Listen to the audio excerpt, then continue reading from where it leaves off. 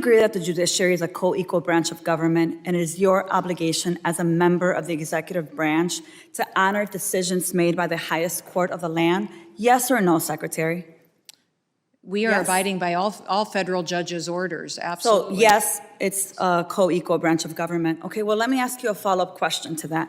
Do you agree that Congress is a co-equal branch of government, and it is your obligation as a member of the executive branch to honor legislation and appropriations duly authorized by Congress? Yes or no? Yes, that's why I'm thrilled to work. Well, let me ask you the follow-up question here, because I have a lot of them. Do you agree that Article 1 of the Constitution gives Congress the power of the purse? Yes or no? Yes, it is a duty. Do you of believe Congress that, to be let me able ask to you another appropriate follow-up, funds. it's just yes or no. Do you believe you have the power to disregard congressional appropriations and unilaterally repurpose funds that have been duly appropriated by Congress? Yes or no? Ma'am, we are not doing that. So the We are answer to using you is dollars no. as to All how right, they well, were it was a yes appropriated or no, for ensuring the Secretary. Let me programs have continue. Interestingly, you said no. But since you've been Secretary, you have repeatedly disregarded the law. You have illegally impounded funds that Congress appropriated and that your branch of government must implement pursuant to the law. Yet you've closed offices established in law, including the Office for Civil Rights and Civil Liberties, the Office of the Immigration Detention Ombudsman, the Office of the Citizenship and Immigration Services, and you've canceled contracts for programs authorized in law, including shelter and service programs and citizenship and integration grants. You've obstructed and roughed up members of this committee as they attempted to conduct congressional oversight, and then you vilified them. But my question is, if they were so bad, why were they allowed to go in after to conduct oversight? Let me just continue. You redirected funds to terrorize our communities. You created taxpayer-funded political propaganda campaigns to terrorize families and children who don't sleep at night because of the terror of those commercials that you are putting out there. You hold sick, disrespectful press conferences in my state where, let me be clear, you are not welcome. You corruptly used emergency authority to avoid procurement to make Trump's private prison donors richer by directing $45 billion for them to expand ICE detention centers. You defunded work to address real threats to the Homeland, all while you pursued college newspaper editors, labor leaders, and even a Harvard scientist who failed to declare frog embryos at the airport. Clearly, we don't have time for all my questions, so I have 13 pages worth of questions that I will be submitting to the record that I expect you and the administration to answer. But here is my final question to you. When you took your oath, did you swear to support and defend the Constitution of the United States of America? Yes or no? Yes, I did. So I find that laughable. You don't behave like someone who takes that oath seriously. And let me tell you why. We don't live in a dictatorship or a monarchy. Trump's will is not the guiding doctrine of this nation, and our country is not a playground for his or your twisted authoritarian fantasies. We are a democracy. We defend the Constitution and we affirm the rule of law. We respect the co-equal branches of government and we uphold our rights, even when we disagree. The foundation of our nation is based on a core set of constitutional rights upon which our prosperity, our pluralism, and our peace depend on it. You, however, have been leading this work for 116 days, and in that time, you have profiled and dehumanized our neighbors. You've betrayed our constitutional commitment to due process. You've deported United States citizens. You've undermined the courts. You've broken the law. You've engaged in corruption, and you've weaponized the immigration system to violate civil rights. As Senator Murphy perfectly stated, your department is out of control, but you're responsible. You have betrayed the sacred fundamentals of your oath. And I believe to my core that you are not fit to hold the office. And I again, to your face, demand your immediate resignation. And I put it and place it on the record for all of us to see. With that, Chairman, I yield back. I want to respond to this whole thing about transparency that I continue to hear my colleagues talk about. I rise today to speak in favor of my bill, the Special Interest Alien Reporting Act of 2025. an essential piece of border security transparency legislation. A special interest alien, or SIA, is a non-U.S. person who, based on a DHS analysis of travel patterns, may pose a national security risk to the United States or its interests. My bill would require the Department of Homeland Security to publicly release monthly reports on the number of special interest aliens encountered at our borders, their countries of origin, and where they were encountered. Public reporting of SIAs will increase the transparency and accountability that are critical to the health of our constitutional republic.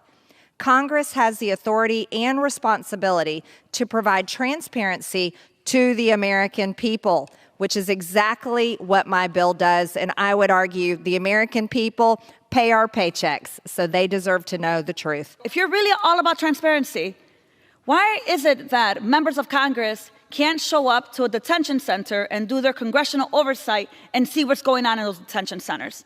It seems like you're okay with transparency when it's convenient to you, but when it's about members of Congress, regardless of the party that they are part of, going to one of these detention centers, a holding centers, when we have heard that pregnant women are sleeping on the ground, starved, people are days wearing the same clothing because they're at a holding center where they should have been going through due process. And unfortunately, there's no transparency there because what they end up saying is send an email or transparency only works when, it's convenient to the Republicans. So I just want to say it's really hypocritical to hear my colleagues here talk about transparency when they seem to be hiding the violation of human rights every single day. And I want to be honest about the bill we're debating right now. This is not a bill of national security. If it were, it wouldn't propose to make sensitive security information public. No, this bill is just Republicans' latest attempt to give the Trump administration another anti-immigrant tool so that they can continue to do the fear-mongering that they know how to do so well. It's just another list that Donald Trump and Kristi Noem and Republicans and the sponsor here can use to justify their unlawful, abusive actions. You want to disappear people from California? Just say that new members of the latest criminal organization were found crossing the southern border. You want Americans to surrender their rights? Well, fearmonger and tell them that a special interest alien from a criminal organization is operating a cell in their neighborhood.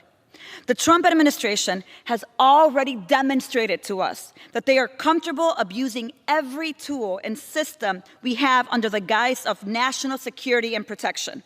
The administration has weaponized every well-intentioned tool that this body has authorized to make immigration more humane. What makes us think that this list will be any different?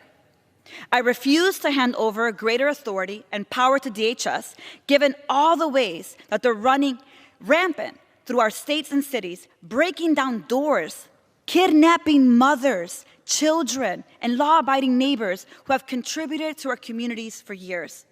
They have proven to be completely untrustworthy, downright hostile to oversight, accountability, and compliance with the rule of law. And so they can't be entrusted with additional tools and mandates with which they can violate our rights. Let me be very clear. For Trump and Noem, today's report is tomorrow's anti-immigrant fascist tool. I urge my colleagues to vote against this bill, and with that, I yield back to the ranking member. On Friday, our communities in Franklin Park, Illinois, a community represented by Congressman Chuy Garcia and I, witnessed inevitable violence resulting in this president's administration's unconstitutional, unlawful, unaccountable actions.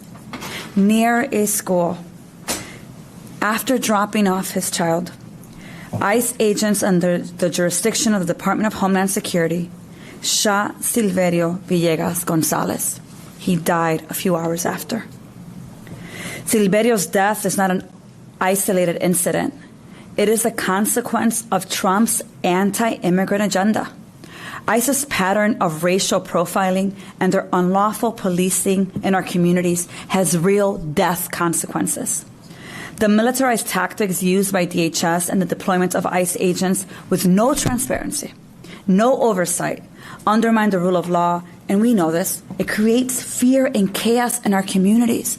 People in Chicago right now are wondering, can I drop off my child to school today? Will I be shot by ICE in front of my child?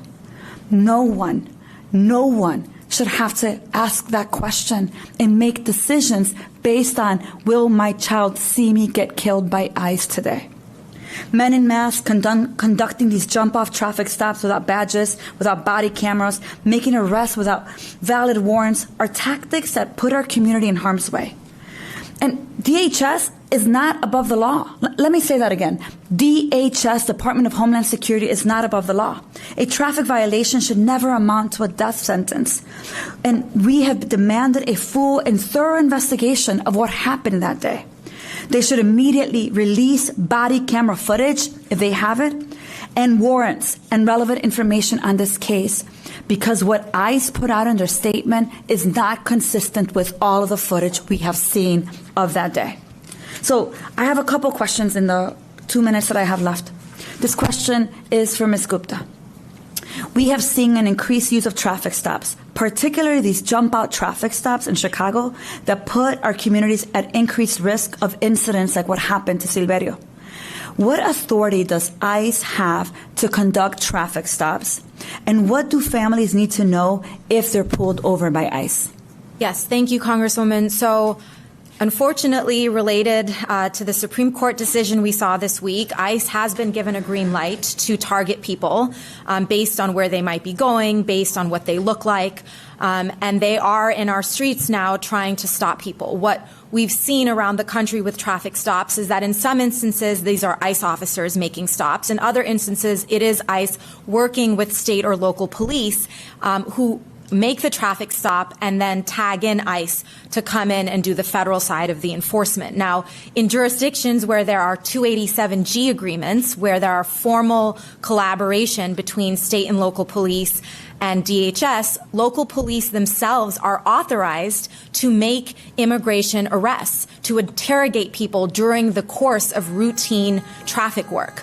And in those instances, we are seeing many folks get arrested for immigration violations simply when they're pulled over for alleged speeding. So following up on that, I want to ask a question to Mr. Lynch. We know that, you were talking a little bit about workforce and complementary workforce instead of competition, which we know intentionally designed to call it competition so that there's fear and hate of our immigrant neighbors. So we know that undocumented immigrants contribute more than $100 billion in taxes each year. I'll say it again for those in the back. $100 billion in taxes each year. But the chilling effect of the kind of enforcement activities that the Trump administration is using is harder to understand. So what do we know about the chaos and fear of mass disappearance? What do we know it will do to impact the economy? And will people file taxes if the IRS is now using that as a way to be able to detain and deport people? So you're absolutely right. We know that undocumented immigrants now are paying roughly $100 billion a year in taxes, about 2/3 of that to the federal government. They pay into Social Security, into Medicare, and that improves the finances of the system because they're not eligible to receive those benefits. So it's a huge improvement to our finances there, which helps all American citizens. And what's happening now with these raids, we're seeing not only that, for example, in agriculture, not only are they undocumented immigrants afraid, but obviously because of the things that have been described here, many authorized immigrants are as well, and people are not showing up for work. People are making decisions not to appear. And as an example, I have friends who are 30-year immigrants to the United States, applied for citizenship, got married, have 2 kids, and they simply now have moved outside of the country because they don't want their American-born children to suffer the indignity of being stopped and arrested, possibly simply because of the color of their skin and the fact that they speak Spanish. So it is a damaging effect very broadly, not just among unauthorized immigrants, among authorized immigrants as well. And, of course, it affects everybody else in the economy. And Thank you, Mr. government. Lynch. My time's up. Thank you, Ranking Member. In the last hour and a half of this first CHS Oversight Forum, we have built the case that President Trump, that Secretary Noem are unclear about the rule of law in our Constitution, And although they're unclear, they're also doing this intentionally because they think they can get away with it. So I want to remind them, the judiciary is a co-equal branch of government, and the executive branch is required to honor decisions made by the highest court of the land.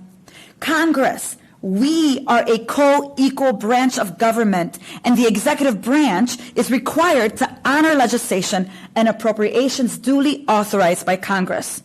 Members of Congress can and will conduct oversight of detention centers without previous notice, according to Public Law 116-93, reaffirmed in Public Law at 118/47. Everyone on U.S. soil has equal protection under the law and the right to due process protected by the 14th and 5th Amendments of the Constitution. So Secretary Noem, read the Constitution. These are the fundamentals and are not up for debate. The lawlessness, the lack of accountability, and the unconstitutionality with which Trump, Noem, Homeland, Miller, DHS, and ICE behave send a clear message that they do not respect the rule of law or the Constitution. Unlawful, unaccountable, unconstitutional. Those are the qualities of authoritarians and their terror forces. They want to confuse us. They want to rob us from our hope. They want to paralyze us with fear. They want to break us. But we know better. Our communities know better. We are informed, we are organized, and we are resisting. Because we understand that the unlawful actions used against immigrants today will be the same ones they use tomorrow on anyone they consider undesirable. Because we know that fascism always demands a public enemy. And because we believe in due process, because we believe in the rule of law and the Constitution, because we believe in our democracy in checks and balances and accountability, we believe upholding our civil and human rights ensures our collective safety. It is why we will continue to conduct these forums to shine a light on what is happening in our districts and to the people that we love. We, members of Congress, have the power to do so. And we will continue to oppose an agenda that attempts to demonize children of immigrants in this country. And let me be very clear. We're going to continue the way that Congressman Ruiz has, the way that Congressman Garcia has, the way that Congressman Davis has, Congressman Carter and others, showing up to detention centers and demanding that the Trump administration allow us, actually not allow us, we have the authority, open those darn doors because we demand to exercise our right to oversight. We're going to hold all of those who have perpetrated violence against our communities accountable. It is our responsibility, and it is what our constituents elected us to do. We're going to take off the mask, and we're going to defund these administration's terror force. And more importantly, we're going to fight for comprehensive, humane immigration reform that honors the communities that make this country great. Governor, you have said that actions that bring all branches of government to stand in respect of one another underpin the guardrails of democracy. Is it your assessment that this administration's actions reflect the commitment to stand in respect of all branches of government or honor the guardrails of our democracy? Thank you very much, Congresswoman, and it's good to see you. This administration has ignored court orders. This administration has ignored the laws that have been passed by the Congress. This administration is, in many ways, telling its agencies not to follow what the laws and the regulations that have been on the books. And this administration has been going after people individually and as groups that they believe are opponents of theirs, political opponents of theirs. That is not the way that a president ought to operate. We ought to have a president who follows the rule of law and doesn't break it. Thank you, Governor. I agree with you. In your 2025 budget address, you noted that our state, the state of Illinois, is among the best in the nation for workforce talent, clean energy, educational and scientific institutions, and more. I couldn't agree with you more. Our economy is over $1.1 trillion, the 5th largest in the U.S. and the 18th largest in the world. And I understand that we are one of only 9 states including New York and Minnesota, whose taxpayers contribute more to the federal government than they receive. So I just want to make sure I put that to the record. This is who we're putting here at a hearing. Governor, earlier this year, you noted that the authoritarian playbook is laid bare here. They point to a group of people who don't look like you, and then they tell you to blame them for your problems. Governor Pritzker, do you believe that the Trump administration is using the authoritarian playbook, particularly as it relates to immigrant communities across the country? It's clear when you look at every action that they've taken with regard to immigration since they've taken office, including going in and attacking our communities in the state of Illinois. I think in the first week in office, Tom Homan bringing Dr. Phil with him unseriously, and then bringing the very serious ICE officials in to break down doors, to scare communities, to keep people from going to work and so on. It is clear that they are targeting communities of people who don't look like them and going after people that they think are opponents of theirs, or including United States senators, Governor. Including, thank you, and Alex Padilla. And by the way, I want to say to all of you on both sides, but particularly those on the Republican side, that I cannot believe the disrespect that was shown to a United States senator who was thrown down, handcuffed, and not allowed to ask a question of our Secretary of Homeland Security, Kristi Noem. That seems completely irrational. Governor, I agree with you. And because I have a limited time, I actually want to show the footage because I think what you're saying has to be seen here. I'm going to ask now that we play a clip of Senator Padilla being wrongfully arrested while we're in this hearing. Go ahead and play it. A United States senator. I want to make sure that people see. Get on my hands. Go ahead. Put him behind my back. All right. Cool. Hey, one hand. Lay flat. Lay flat. Other hand, sir. Other hand.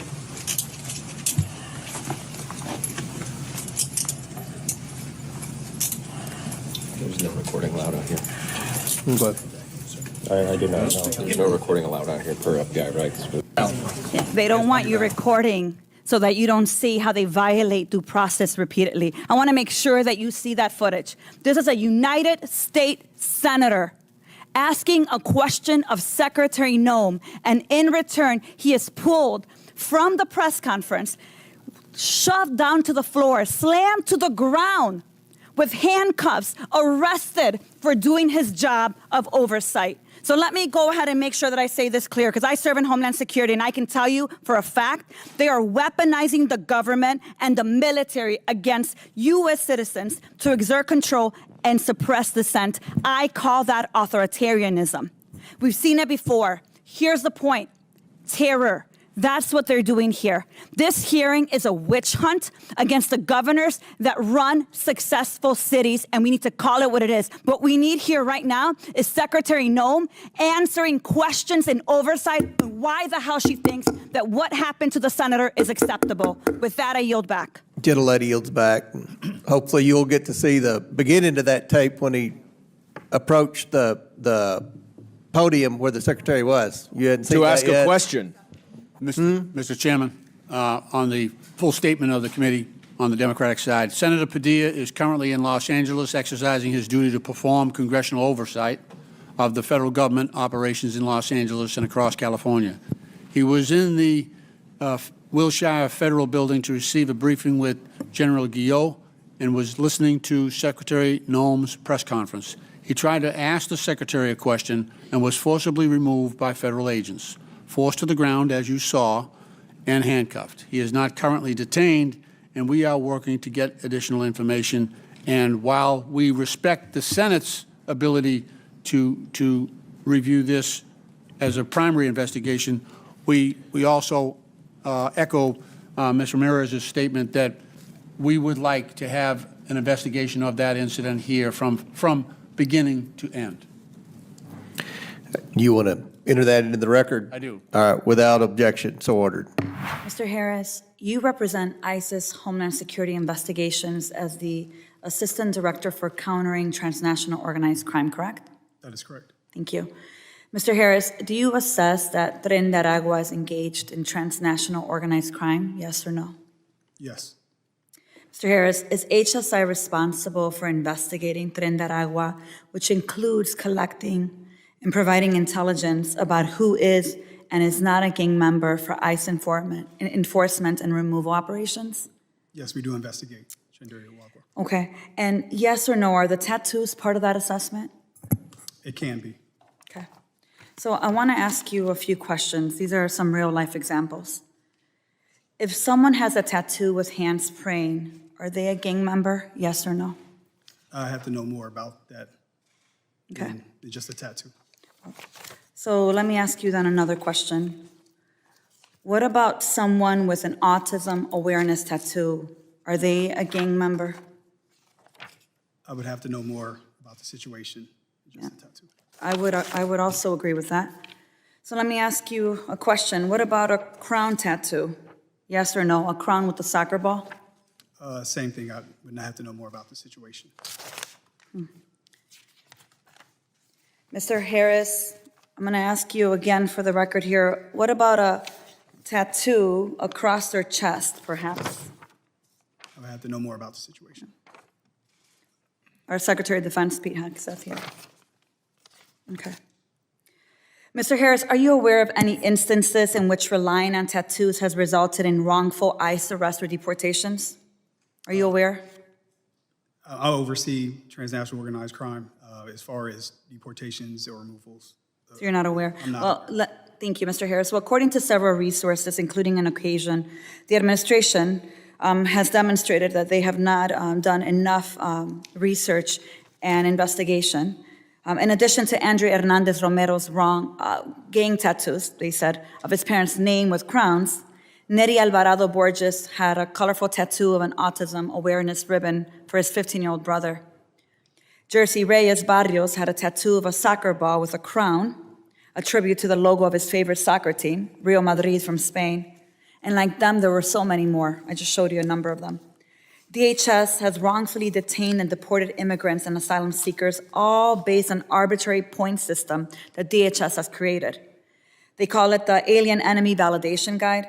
Having a tattoo accounted for 4 points of the 8 needed deemed deportable.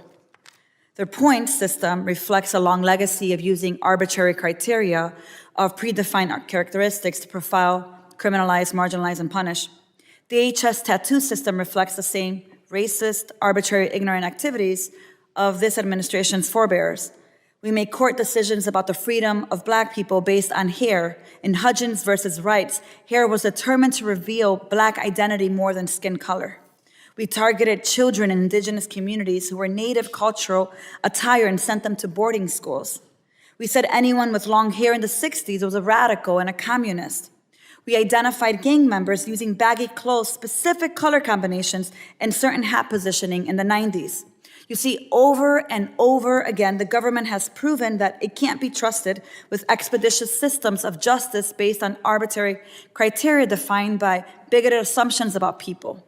Each of these arbitrary systems end up reflecting the worst of our biases.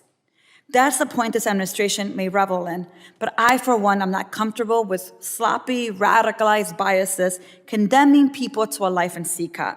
You see, we can have the constitutional tool to do better. It's called due process. It's actually the only way to ensure that we minimize administrative errors and that arbitrary characteristics and bigoted assumptions do not ruin people's lives. And it's why it's so important that when we're having these conversations in this committee, that we understand that what we use to determine who we deport, who we don't, why we violate due process, when we violate due process, that it has real life consequences. And that our constituents, our children are watching. The idea that they deported parents at a kindergarten graduation this past week is unconscionable. I want to make sure that I remind people of that. And with that, Chairman, I yield back. Last week, I joined Representative Chuy Garcia, Representative Jonathan Jackson, and Representative Danny Davis at the ICE Processing Center at Broadview to investigate ICE's inhumane, unlawful detention of immigrant families and our constituents. The visit to the processing center comes after credible reports that the center is being used to unlawfully detain immigrants contrary to city and state ordinances, including constituents of the members who sought entry. The report suggests that constituents are being held in the processing center for prolonged periods of time without access to their medication, to legal counsel, or even basic necessities. Let me be very clear. Just because something isn't named a detention facility doesn't mean this administration isn't going to use it as one. If you detain people there, it's a detention facility, period. As a member of the Homeland Security Committee, I came to the Broadview ICE Processing Center to fulfill my congressional oversight authority granted under appropriation laws. Under the law, members of Congress have the authority to enter any facility operated by the Department of Homeland Security used to detain people. Whether the facility is formally identified as a detention facility is irrelevant. The operational capacity of agents and staff at the facility is also irrelevant when it comes to allowing access to members of Congress. It is the role of Congress to provide oversight. Let me say that loud and clear for any my colleagues that are here that perhaps have forgotten that. It is the role of Congress to provide oversight. I suggest Kristi Noem and DHS staff read Section 527A of the Department of Homeland Security's Appropriation Act of 2024, which is Public Law 118-47. Shocked? Let me be honest, I'm not shocked. We were illegally denied entry, and while we weren't surprised, it was pretty disrespectful for members of Congress to not be able to do their job. I want you to visualize this. You have 4 members of Congress, all of them showing their ID. They're identifying themselves, in addition to wearing their congressional pins. We ring the doorbell, and we're waiting for about 45 minutes. We wait to gain entry into a facility where no one comes to the door at any given time. No one responds through the intercom, of which the cameras demonstrate that someone's watching us. We are waiting there to do the job that we were called to do by law, at which to conduct unannounced oversight.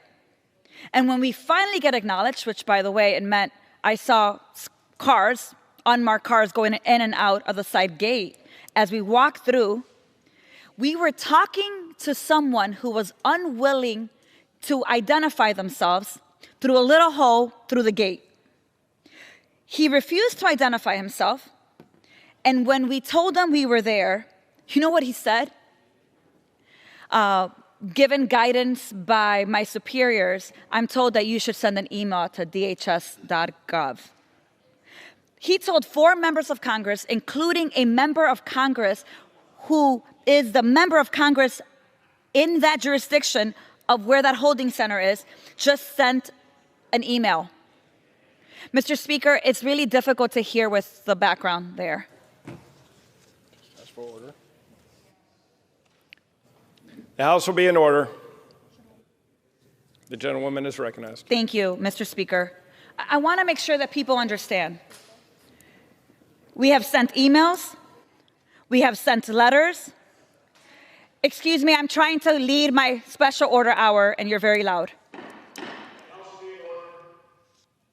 Thank you, Mr. Speaker. The gentlewoman is recognized.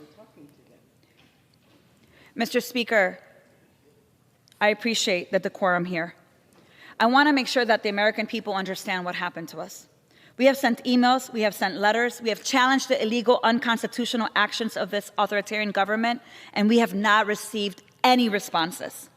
It is our job as members of Congress to provide accountability and oversight to the activities of the executive branch, activities that, by the way, this chamber right here funds through appropriations, activities that we authorize or do not through lawmaking, which is our constitutional role.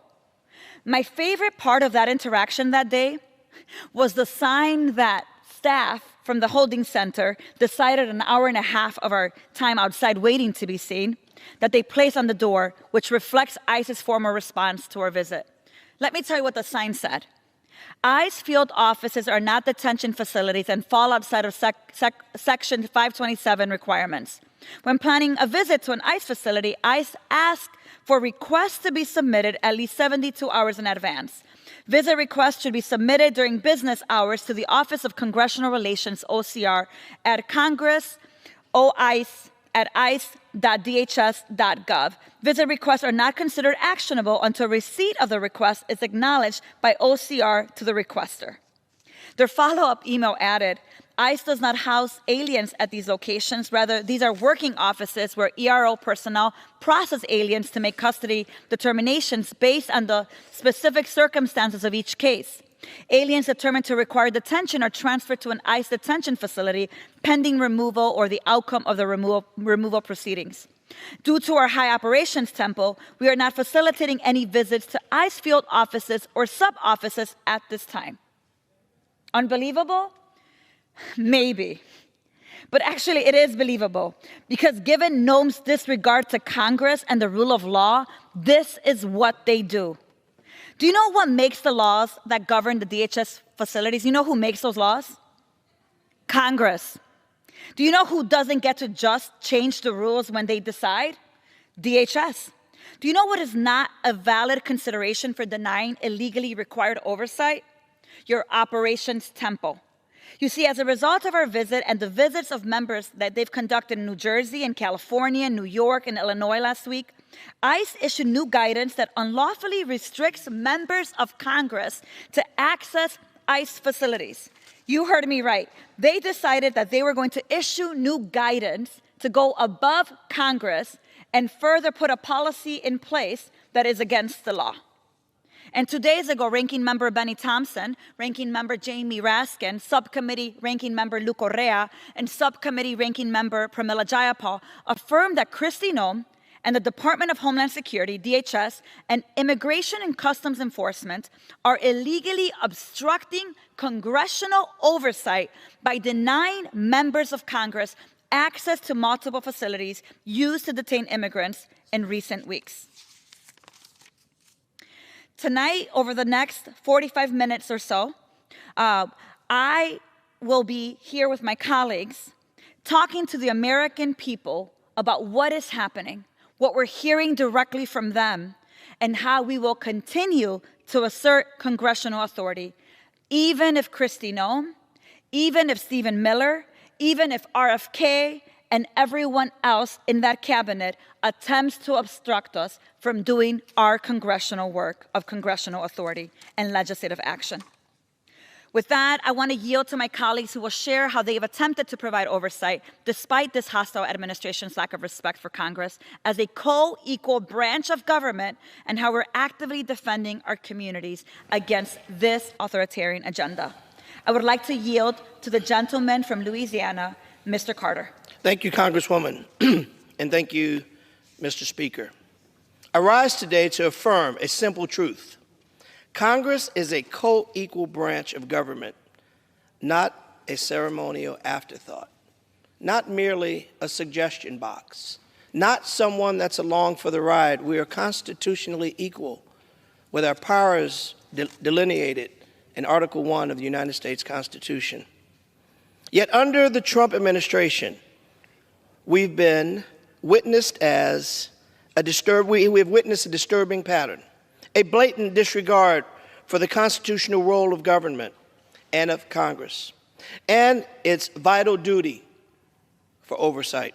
Subpoenas ignored, testimonies blocked, oversight treated not as a safeguard, not as a constitutional role or duty of democracy, but as an inconvenience of power.